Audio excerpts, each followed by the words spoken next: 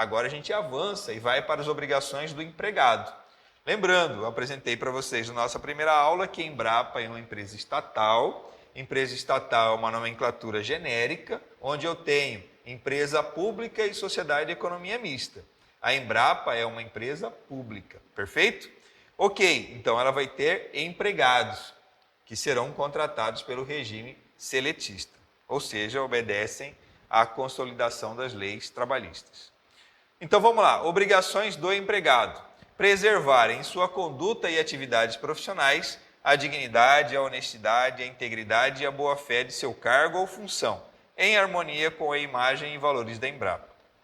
Quando a gente estudou as obrigações da Embrapa, a gente visualizou que a Embrapa sempre vai preservar, né, vai buscar que o ambiente seja um ambiente agradável e também seja um ambiente compatível com os valores da instituição. Então, se a Embrapa tem como obrigação propiciar um ambiente agradável, né, saudável e compatível com o valor da instituição, o empregado também. O empregado também tem que estar em harmonia com a imagem e os valores da Embrapa. Não tem lógica a Embrapa proporcionar isso e o empregado ir por outro caminho, tá bom? Então, obrigação do empregado preservar em sua conduta e atividades profissionais a dignidade, a honestidade, a integridade e a boa-fé de seu cargo ou função, em harmonia com a imagem e valores da Embrapa. Só chamar a atenção um pouquinho aqui, ó. Preservar em sua conduta e atividades profissionais. Então, ó, se você focar somente nessa parte, você vai imaginar assim, ó, só no momento que ele está trabalhando que ele tem que preservar a sua conduta, ficar de olho aí na boa-fé. Mas a gente já visualizou no início, quando a gente estudou o item alcance, campo de aplicação, que este código de ética inclui também quando o empregado está de férias e não necessariamente só realizando suas atividades laborais diárias, tá bom? Próximo, atuar com iniciativa, criatividade e espírito inovador na busca de soluções, incentivando e facilitando a expressão dessas mesmas características nos seus pares. Ok? Então ela está tentando desenvolver em você o princípio da eficiência. A gente estudou o princípio da eficiência? Estudamos. Eu coloquei lá para vocês no quadro LIMP, né, que é legalidade, impessoalidade, moralidade, publicidade e eficiência.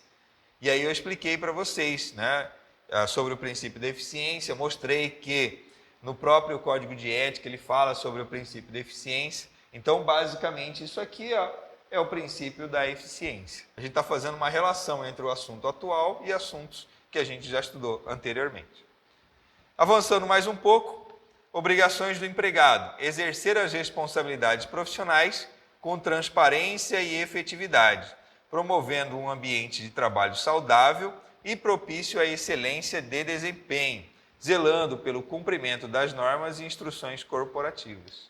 O que a gente já estudou, princípio da eficiência, perfeito? E manter aí um ambiente agradável, que eu já comentei que a Embrapa tem esse dever.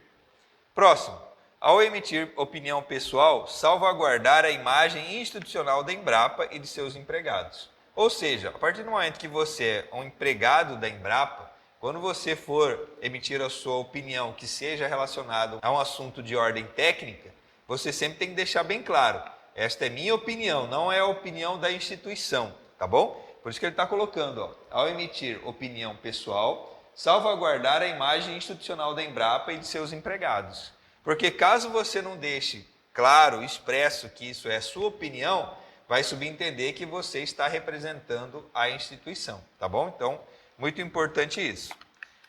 Avançando, empenhar-se para desenvolver uma visão integrada dos macroprocessos de inovação e organizacional, certificando-se de que as soluções viabilizadas estejam em consonância com as metas institucionais em função dos benefícios sociais aos quais suas atividades estão relacionadas. Beleza, então vamos colocar a Embrapa dentro do ambiente social. O que a gente entende sobre a Embrapa? A Embrapa é um braço do Estado, só que é um braço do Estado da administração indireta. Então eu tenho o Estado como um todo, né? Esse Estado como um todo, para fins de organização, para fins de eficiência, dividiu-se em duas partes, a administração direta e a administração indireta. Então, tanto a administração direta quanto a administração indireta tem como foco final atender a sociedade, perfeito? Então é isso que ele está colocando aqui, ó. Empenhar-se para desenvolver uma visão integrada dos macros processos de inovação e organizacional, certificando-se de que as soluções viabilizadas estejam em consonância com as metas institucionais, em função dos benefícios sociais aos quais suas atividades estão relacionadas. Então, lembrando, a administração direta e indireta tem como foco atender a sociedade. Metas institucionais em função dos benefícios sociais. Então, para que existe a Embrapa? Para desenvolver uma área de atuação. No caso, a área de atuação agropecuária. Perfeito? Então, ela vai se desenvolver mais nessa área. Igual a Petrobras, se desenvolve mais na área de pesquisa petrolífera. Igual o Banco do Brasil, vai desenvolver na área aí de fomento à área rural. Caixa Econômica, fomento à habitação. Então, cada um vai desenvolver uma área que tem como foco um benefício social. Perfeito? Então, empenhar-se para desenvolver uma visão integrada dos macroprocessos de inovação e organizacional. Então, é feita uma pesquisa lá na área agropecuária. O foco não é enriquecer a Embrapa. O foco é, então, diminuir custos daquele plantio, aumentar a produtividade daquela área de terra. Perfeito? Então, empenhar-se para desenvolver uma visão integrada dos macroprocessos de inovação e organizacional, certificando-se de que as soluções viabilizadas estejam em consonância com as metas institucionais em função dos benefícios sociais aos quais suas atividades estão relacionadas. Tá bom? Então, muito importante isso. Você tem que lembrar que a Embrapa pertence ao Estado, apesar de ser considerada uma empresa, apesar de ser seletista, ela ainda pertence ao Estado. Tá bom? Próximo. Garantir o rigor técnico-científico das informações transmitidas institucionalmente, sempre que se manifestar sobre as atividades da empresa perante os meios de comunicação e a opinião pública. Então, novamente, vou voltar aqui, a gente está falando das obrigações do empregado. Aqui ele está falando, ao emitir opinião pessoal, ele tem que deixar expresso que é uma opinião pessoal. Caso ele não fale que é uma opinião pessoal, ele está falando pela instituição. E se ele falar pela instituição, ele tem que ser imparcial e técnico. Por isso que ele está falando aqui, garantir o rigor técnico-científico. No caso, a Embrapa é uma empresa de pesquisa. A pesquisa ela não trabalha com achismo, ela trabalha com hipóteses que vão ser testadas, né, para ser validadas ou não, se vão ser rejeitadas ou se vão ser aceitas. Então, garantir o rigor técnico-científico das informações transmitidas institucionalmente, sempre que se manifestar sobre as atividades da empresa estatal Embrapa, perante os meios de comunicação e a opinião pública.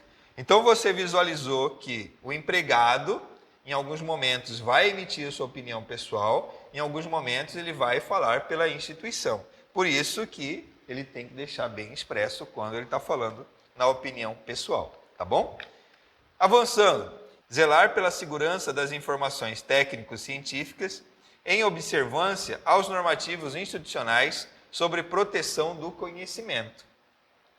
Então, a gente conversou anteriormente sobre obrigações da empresa, que é a divulgação de informação. Beleza. Só que a gente visualizou que quando a informação é de cunho pessoal, ou possa colocar em risco a sociedade, ou o crescimento ou a existência da própria instituição, ela pode resguardar, né, temporariamente essas informações. Beleza. Então, a instituição tem esse dever.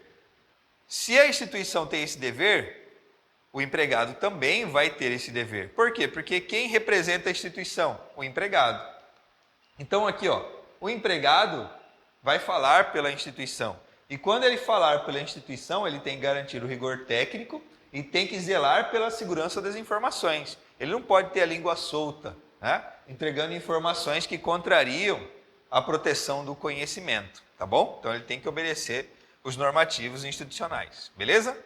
Avançando, priorizar no processo de planejamento, execução e validação de pesquisa o cuidado com o meio ambiente, a biodiversidade, o ser humano e o bem-estar dos animais de pesquisa, especificando eventuais efeitos negativos no uso da tecnologia, produto, processo ou serviço gerado pela Embrapa. Então, vou voltar aqui.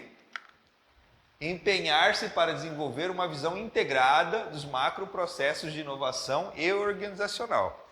Vamos pegar aqui para fins ilustrativos que, vamos considerar que teve uma evolução.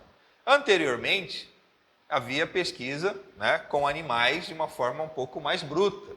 Hoje existem vários normativos resguardando a vida dos animais, a proteção, a integridade dos animais. Então, o que eu quero dizer com isso? É que quando ele coloca aqui, o que eu quero dizer com isso? É que quando ele coloca aqui,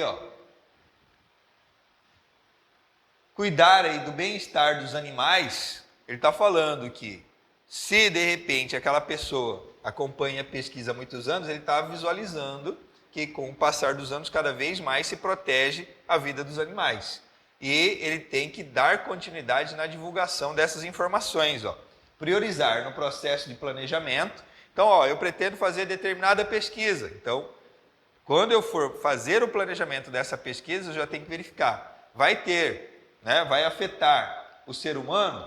Vai afetar o meio ambiente, a biodiversidade, os animais? Então, eu tenho que verificar como eu vou conduzir a pesquisa. Então, já tenho que fazer aí no planejamento, na execução, as situações para que não traga nenhum tipo de prejuízo, tá bom? E se houver prejuízo? Porque naturalmente, como é uma pesquisa, vai ter que ter um certo tipo de prejuízo, pensando no futuro para evitar prejuízos maiores. Então ele coloca, especificando eventuais efeitos negativos no uso da tecnologia, produto, processo ou serviço gerado pela Embrapa. Então ele tem que pontuar também a parte, os efeitos negativos dessa pesquisa aí. Avançando mais um pouco, respeitar as competências dos níveis hierárquicos formalmente instituídos, em condutas que traduzam o comprometimento com a legislação e os normativos internos, resistindo a qualquer pressão que vise a obtenção de favores, benesses ou vantagens indevidas para si e ou para terceiros, em decorrências de ações imorais, ilegais ou antiéticas. A gente já estudou sobre isso, a gente visualizou lá na parte de conceituação uma palavrinha que valida tudo isso, a integridade. A gente falou sobre o que é uma pessoa íntegra, é aquela que não vai aceitar propostas indevidas e não vai ficar oscilando, uma hora é do bem, uma hora é do mal. É uma pessoa íntegra, vai manter a conduta. Então é isso que ele está falando aqui, Não vai ceder em decorrência de ações imorais, ilegais ou antiéticas, tá bom? Ele vai resistir a qualquer pressão que vise a obtenção de ações que possam prejudicar a instituição e a sociedade, tá bom? Então você viu como a gente faz essa relação com assuntos anteriores. E para finalizar as obrigações do empregado, nós temos aqui conhecer este código, as políticas e as normas da Embrapa, comprometendo-se ao fiel cumprimento. Se você lembrar o último item das obrigações da empresa, a obrigação da empresa, da Embrapa, tinha como dever colocar à disposição do empregado cursos para que ele conheça cada vez mais os normativos da instituição. E se a empresa tem o dever de colocar à disposição esses cursos, o empregado também tem o dever de conhecer este código, as políticas e as normas da empresa. E cumprir, não é só conhecer, Tem que cumprir essas regras. Beleza? Então finalizamos aí obrigações de empregado, então vamos testar o conhecimento. Então vamos lá. Acerca do código de conduta da Embrapa, julgue o item. É obrigação do empregado priorizar no processo de planejamento, execução e validação de pesquisa o cuidado com o meio ambiente, a biodiversidade, o ser humano e o bem-estar dos animais de pesquisa, generalizando eventuais efeitos negativos no uso da tecnologia, produto, processo ou serviço gerado pela Embrapa. Certo ou errado? O que a gente visualizou? Toda vez que for realizar uma pesquisa, no planejamento você já tem que incluir se vai afetar o meio ambiente, a biodiversidade, o ser humano e animais. Então você já tem que comentar aí no planejamento, tanto na execução quanto na validação. O que eu falei para vocês? Toda pesquisa, né, em regra, vai ter algum efeito negativo. Perfeito? E esse efeito negativo tem que ser camuflado ou ele tem que ser divulgado? Ele tem que ser divulgado. E ele tem que ser demonstrado qual é o efeito negativo. Então, é uma coisa bem específica. Então, ele está falando aqui, ó, generalizando eventuais efeitos negativos. Não, é especificando eventuais efeitos negativos no uso da tecnologia, produto, processo ou serviço gerado pela Embrapa. Então, o erro aqui, portanto, é no generalizando. O correto é especificando. Perfeito? Você viu aí que uma palavrinha pode te derrubar no dia da prova. Nossa finalidade é que você caia agora para ficar esperto, né? Para que no dia você não escorregue. Beleza? Então a gente terminou já as obrigações do empregado.